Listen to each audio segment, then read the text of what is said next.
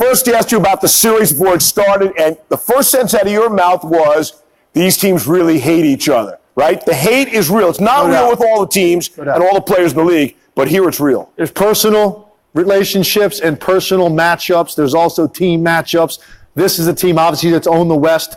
1 minute in, we get Draymond Green and then James Harden bumping into each other. Draymond gets a tech right off the bat, and I said, good. Right. I want to see more of it. Let's get it on. Right. Let's go. They've been talking a lot. They've had rest, a lot of build up to this. And that first half, I've never had such a hard time, Steve, in my life taking notes, watching a game. And, I'm meticulous with my note taking.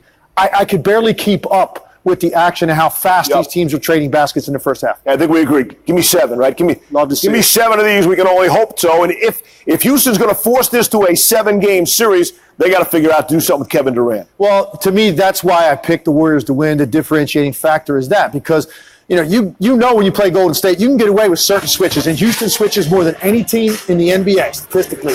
And they're going to do it against this team, and they've had success against some of their other guys.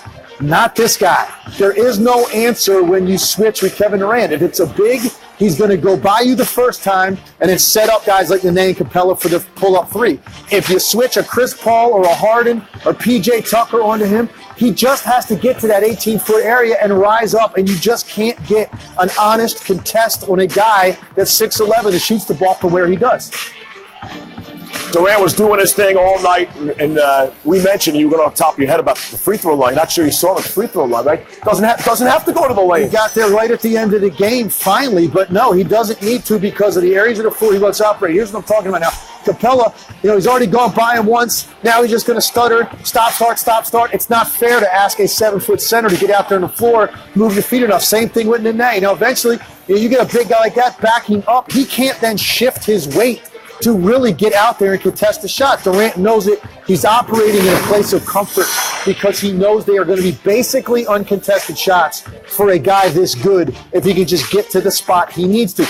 I don't know what Mike D'Antoni does to solve that problem, Steve, because it's not like you can run and double him indiscriminately because of who they have on the floor with Clay and Steph and shot makers. Even Nick Young came in tonight, gave him a nice lift.